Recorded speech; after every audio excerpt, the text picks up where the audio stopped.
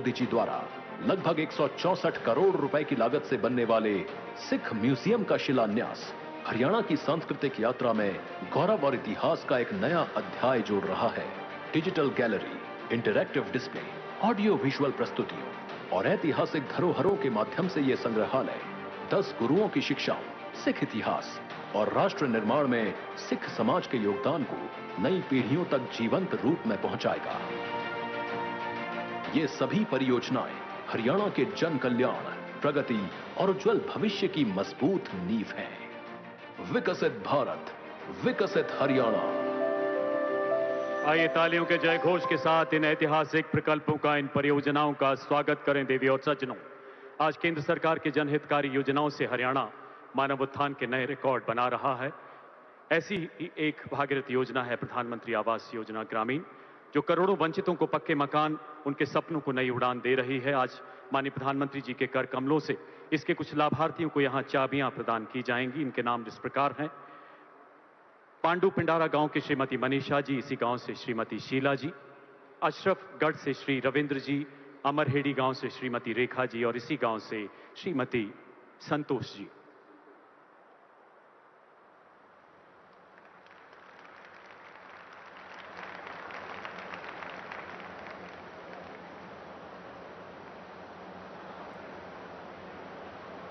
एक बार पुनः तालियों के जय घोष से इन अलौकिक पलों का स्वागत करें।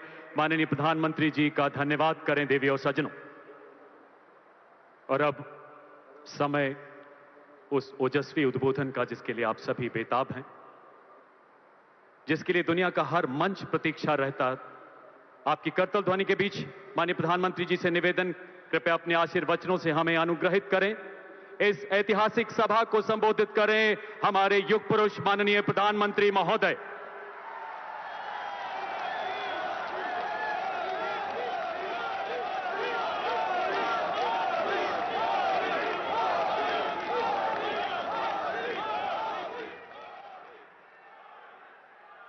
भारत माता की,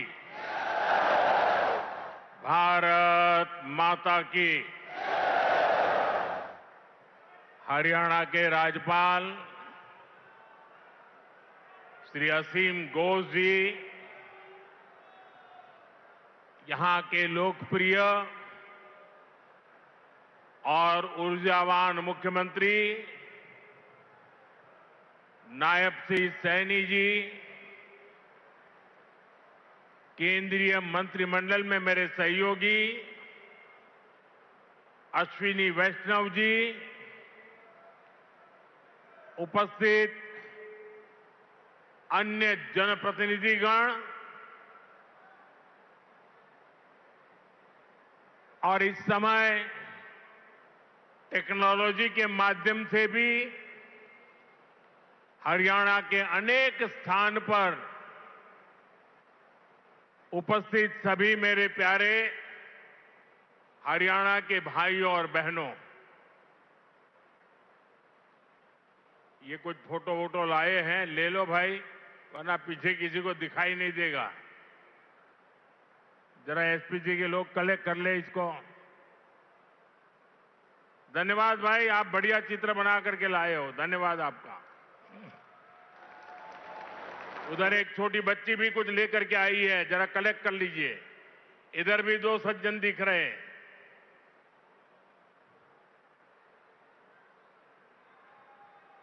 और फिर आराम से बैठ जाइए सब लोग। आपके प्यार के लिए, आपकी इस कला साधना के लिए मैं आप सबका धन्यवाद करता हूं जी। साथियों, जिंद की इस गौरवशाली भूमि से आप सभी को मेरी राम राम।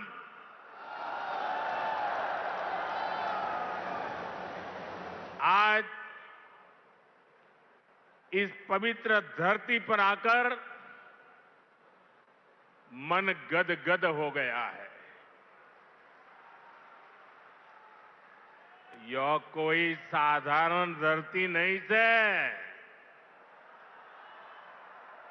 यह धरती इतिहास, वीरता, धर्म और गौरव की धरती से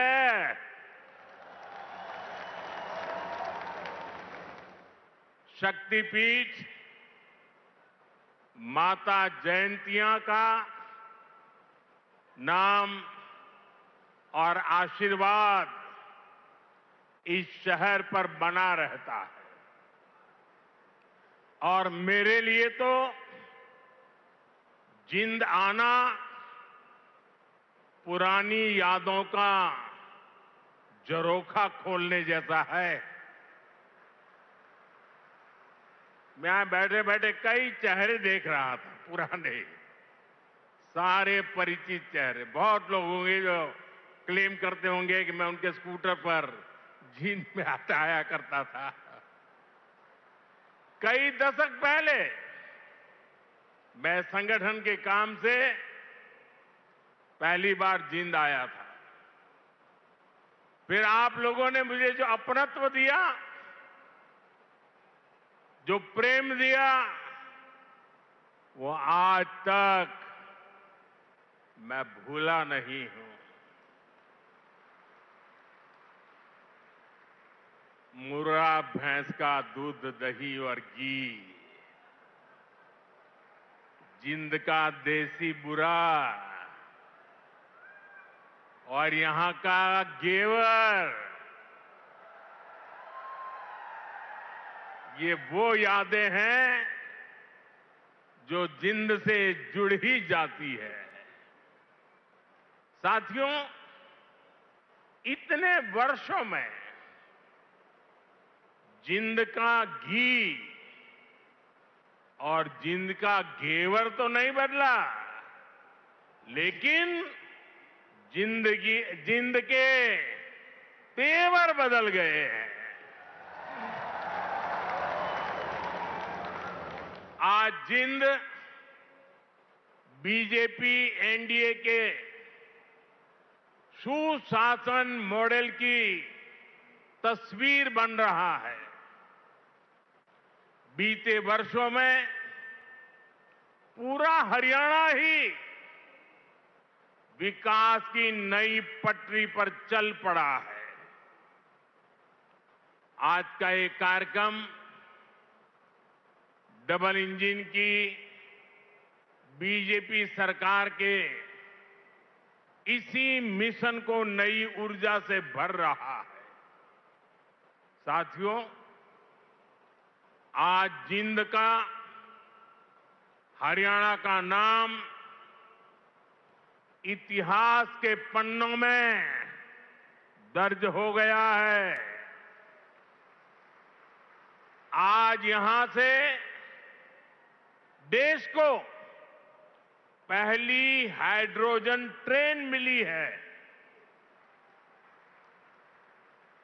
आपको याद होगा साथियों, आज भी हम पढ़ते हैं, सुनते हैं कि भारत में पहली ट्रेन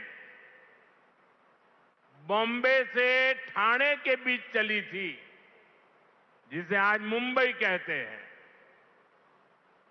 वैसे ही भविष्य में जब भी हाइड्रोजन ट्रेन का जिक्र आएगा तो जिंद का, सोनीपत का, हरियाणा का नाम भी आएगा ही आएगा।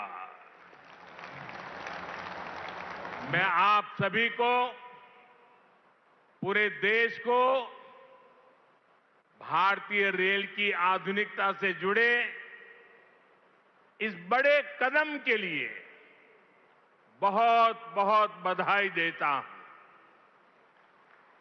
साथियों, आज 14,000 करोड़ रुपए से अधिक के अन्य प्रोजेक्ट्स भी हरियाणा को मिले हैं। इसमें रेलवे के, हाईवे के अनेक प्रोजेक्ट्स हैं।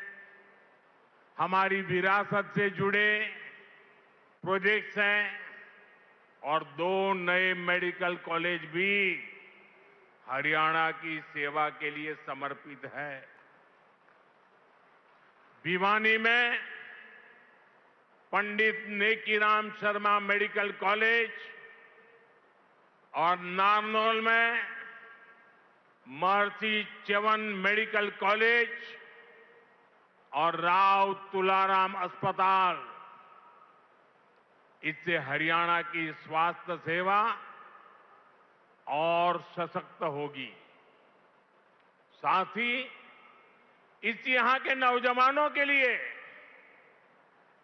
डॉक्टर और अन्य मेडिकल प्रोफेशनल्स बनने के नए रास्ते भी बनेंगे। इन सभी प्रोजेक्ट्स के लिए भी हरियाणा के मेरे सभी भाई बहनों को बहुत बहुत बधाई। साथियों, आज जिंद और हरियाणा के लोगों की मैं एक और बात के लिए सराहना करूंगा। स्वच्छता से स्वागत पहल को आपने जिस गंभीरता से लिया है, जिस तरह मेरे आने से पहले यहां के लोग स्वच्छता अभियान में नए सिरे से, नई ऊर्जा से जुटे हैं, वो दिल खुश कर देने वाला है। और मैं देख रहा था पिछले 1 सप्ताह से सोशल मीडिया में आपका ये जो सफाई अभियान चल रहा है, उसकी भारी चर्चा रही है। लेकिन कुछ लोगों ने ये भी कहा है सोशल मीडिया में, मोदी जी आप बार बार आइए ताकि हमारा जिंद स्वच्छ रहे। जिस महाशय ने ये भाव व्यक्त किया है, मैं उनका धन्यवाद करता हूं। लेकिन मैं जिंद वालों से आज कुछ मांगने आया हूं। आप मुझे बताइए, क्या इस सफाई के लिए, ये स्वच्छता के लिए मोदी का आना जरूरी है क्या? अगर जिंद के लोग तय कर लें, हरियाणा के लोग तय कर लें कि अब हम गंदगी नहीं करेंगे, तो जिंद कभी गंदा होगा क्या? हरियाणा में गंदगी आएगी क्या? तो काम एक ही करना है, मोदी के आने की जरूरत नहीं है, सिर्फ आप तय कर लीजिए। स्वच्छता ये हमारा स्वभाव बना देंगे, स्वच्छता ये हमारे संस्कार बना देंगे। हम स्वच्छता को इसी तरह अपनी हर दिन की जिंदगी का हिस्सा बनाएंगे। साथियों, अगर हम रेलवे के इतिहास पर नजर डालें तो पाते हैं कि 19वीं सदी के रेलवे की पहचान स्टीम इंजन से बने थे। 20वीं सदी की पहचान डीजल और बिजली से चलने वाली रेल बनी और अब 21वीं सदी की रेल हाइड्रोजन से चलने वाली है। आज भारतीय रेल ने भी 21वीं सदी की इस टेक्नोलॉजी में एक बड़ा स्टेप लिया है। आज जिंद से सोनीपत के बीच हाइड्रोजन ट्रेन चली है। अभी ये सफर 90 किलोमीटर का है, लेकिन भविष्य में इसका विस्तार होने की बहुत संभावनाएं हैं। हम इस पर रिसर्च करते रहेंगे, लागत कम कैसे हो इसका तरीका ढूंढते रहेंगे, एफिशिएंसी कैसे बढ़े इस पर काम करते रहेंगे और बड़ी जांच पड़ताल करते करते एक के बाद एक कदम उठाते जाएंगे। दुनिया में हाइड्रोजन ट्रेन अभी अभी आई है, करीब 7-8 साल पहले ही अस्तित्व में आई है। अभी दुनिया के 3 या 4 देश ही हैं जिनके पास हाइड्रोजन ट्रेन चलाने का सामर्थ्य है। और जिन देशों में अभी ऐसी हाइड्रोजन ट्रेन भी चल भी रही है, वहां बहुत शुरुआती दौर में है। लेकिन भारत की जो ये हाइड्रोजन ट्रेन है, उसके सामर्थ्य के बारे में सुनकर आपको भी गर्व होगा, एक एक हिंदुस्तानी को गर्व होगा। साथियों, जिंद से सोनीपत को चलने वाली हाइड्रोजन ट्रेन दुनिया की सबसे ताकतवर हाइड्रोजन ट्रेन है।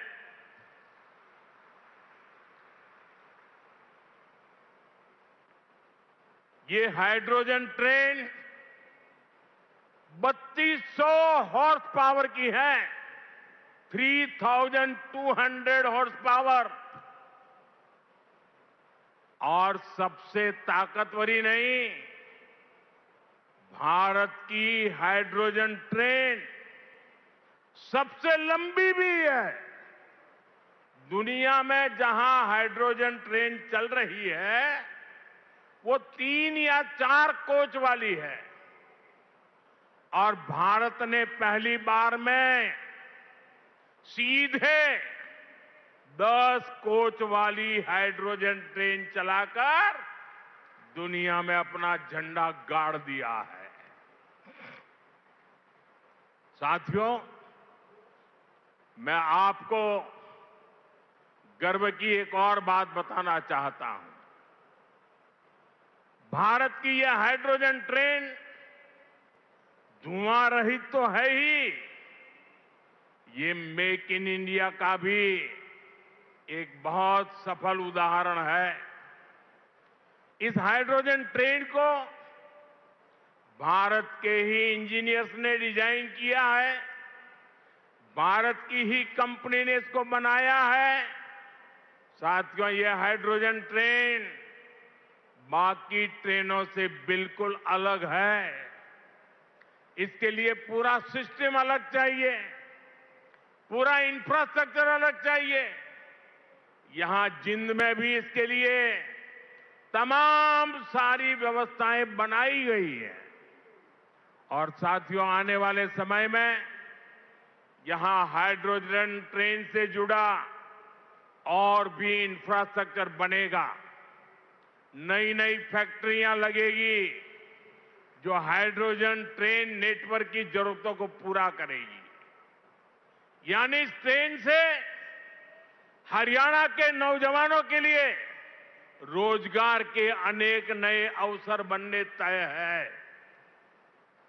साथियों, पिछले 12 वर्षों में भारतीय रेल में जो ये बड़े बदलाव हुए, इससे भारत को एक और फायदा हुआ है।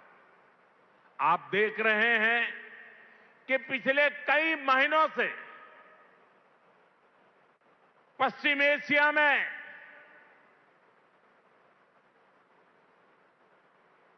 हॉर्मुज के पूरे क्षेत्र में, ईरान और गल्फ में युद्ध चल रहा है। और जिस समुद्री रास्ते से, हॉर्मुज से भारत बहुत बड़ी मात्रा में पेट्रोल, डीजल, एलपीजी गैस, हमारे किसानों के लिए खाद उसी रास्ते से आता है, उसी समुद्री मार्ग से आता है। लेकिन पिछले 3-4 महीनों से ये रास्ता निरंतर युद्ध का मैदान बन चुका है, संकटों से घिरा हुआ है। साथियों, अगर 2014 से पहले अगर ये स्थिति आती तो आज हिंदुस्तान का रेलवे का काम पूरा का पूरा ठप पड़ा गया होता, क्योंकि उस समय 2014 में देश का बहुत बड़ा हिस्सा था, ऐसा था जहां हमारी ट्रेनें सिर्फ और सिर्फ डीजल से चलती थी। अब आप सोचिए, अगर डीजल आना बंद हो गया होता और डीजल से चलने वाली ट्रेनें कैसे चलती, देश कितने बड़े संकट में आ जाता। लेकिन साथियों, 2014 की स्थिति नहीं है ये मोदी है।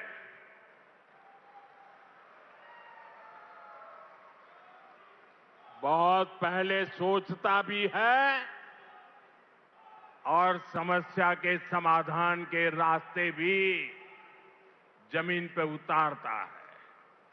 आप सोचिए, भारतीय रेल के बिजलीकरण की शुरुआत, ये सुनकर के भी ये चौंक जाएंगे आप लोग। बिजलीकरण की शुरुआत 1925 में हुई थी, यानी करीब 100 साल पहले। 1925 से लेकर 2014 तक, यानी करीब 90 साल में पूरे देश का जो रेल नेटवर्क था, उसका सिर्फ 30%, 30%, एक तिहाई से भी कम रेल नेटवर्क का बिजलीकरण हो पाया था। 70% क्षेत्र डीजल से चलता था और जिस गति से 90 साल में 30% काम हुआ, तो 100% होते होते 300 साल लग जाते, 200 और लगते। भारतीय बिजलीकरण रेलवे का शायद नहीं हो पाता, डीजल से ही रेल चलती। लेकिन बीते 12 वर्षों में भारत के करीब 99% रेल नेटवर्क का बिजलीकरण हो चुका है। हरियाणा में रेल नेटवर्क का 100% बिजलीकरण हो गया है। इस वजह से लड़ाई होने के बावजूद भी, तेल का संकट पैदा होने के बावजूद भी भारत की रेल रुकी नहीं है, भारत की विकास की गाड़ी अटकी नहीं है, ट्रेनें निरंतर चलती रही। साथियों, रेल हो, रोड हो, कनेक्टिविटी का ऐसा काम सुविधा भी देता है और विकास की गति भी कई गुना बढ़ा देता है। आज जिंद जो इतने सारे हाईवे से जुड़ रहा है, अभी इस मंच से भी 3 बड़े प्रोजेक्ट शुरू हुए हैं। दिल्ली, अमृतसर, कटरा एक्सप्रेस वे के हरियाणा वाले हिस्से का लोकार्पण हुआ है। जींद गोहाना नेशनल हाईवे भी राष्ट्र को समर्पित किया गया है।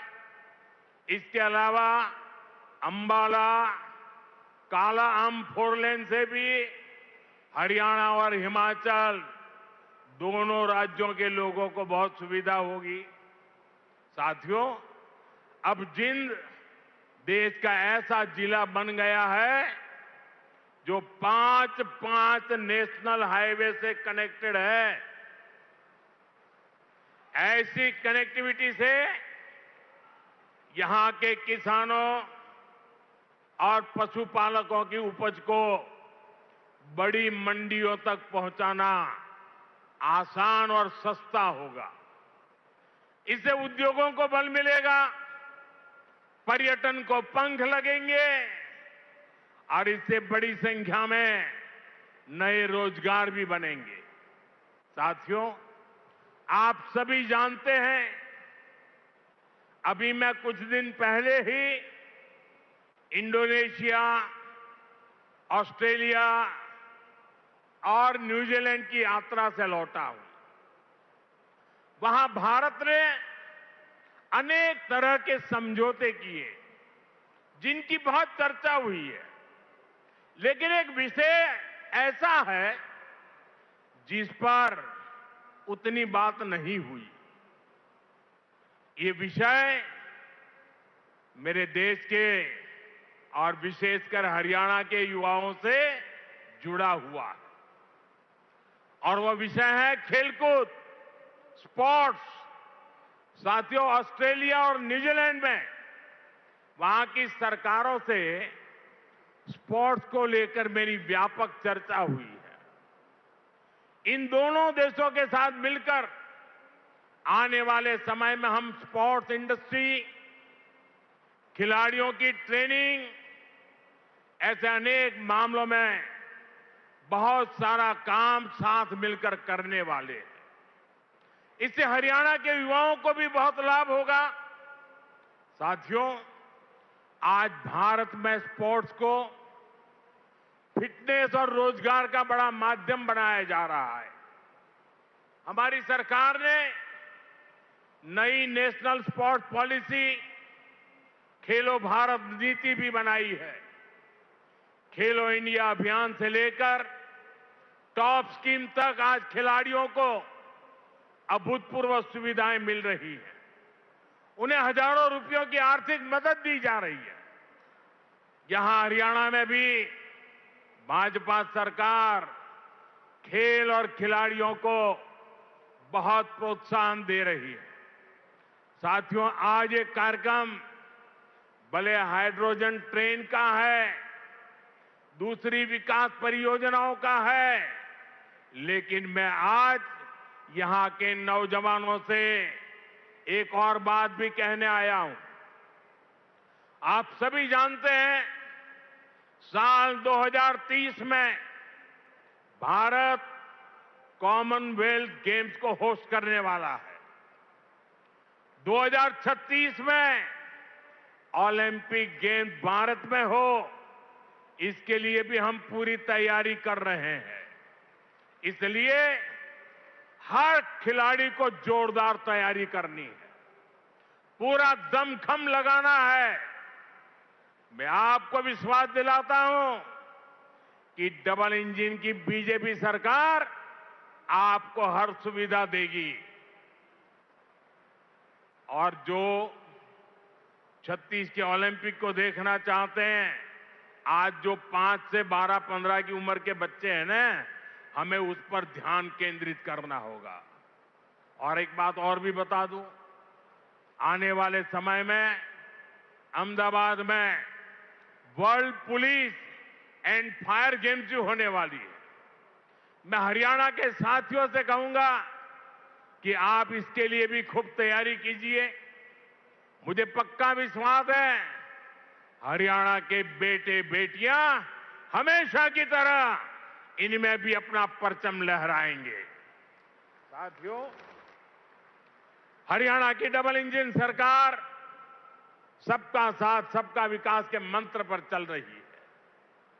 नायब सिंह जी के नेतृत्व में हरियाणा सरकार यहां के नौजवान हो, किसान हो, बहनें बेटियां हो, सबके लिए बेहतरीन काम कर रही है।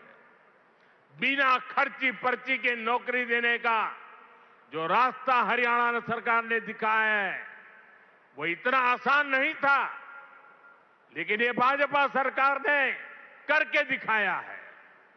साथियों, यहां के किसानों का हित भी हमारी प्राथमिकता में है। जिंद की मंडी तो हरियाणा की सबसे बड़ी मंडियों में से एक है। डबल इंजन की भाजपा सरकार के कारण हरियाणा के किसानों को बहुत लाभ हो रहा है। पीएम किसान सम्मान निधि से हरियाणा के किसानों को करीब 8,000 करोड़ रुपए मिल चुके हैं। इसमें जिंद के हमारे किसानों को भी 600 करोड़ रुपए से ज्यादा मिल चुके हैं। साथियों, हमारा देश संस्कार और संस्कृति का देश है और ये क्षेत्र तो इस समृद्ध विरासत का बहुत बड़ा केंद्र है। ये जिंद की धरती है जहां महाराजा रणजीत सिंह का गौरव भी है और पांडवों की आस्था भी है। पांडु पिंडारा और रामराय जैसे पवित्र तीर्थ आज भी लाखों श्रद्धालुओं को आस्था के केंद्र है। साथियों, आस्था और अध्यात्म की यही विरासत है जिसे आज का भारत सहजता भी है और अब अगली पीढ़ी तक पूरे मान के साथ पहुंचाता भी है। इसी भाव के साथ आज कुरुक्षेत्र में एक सिख म्यूजियम की आधारशिला रखी गई है। हरियाणा का ये नया संग्रहालय भारत की महान गुरु परंपरा को अगली पीढ़ियों तक पहुंचाएगा। साथियों, हरियाणा अब तेज विकास के पथ पर दौड़ रहा है। खेती हो या फिर उद्योग, ये दो ऐसे पहिए हैं जो हरियाणा को सशक्त कर रहे हैं।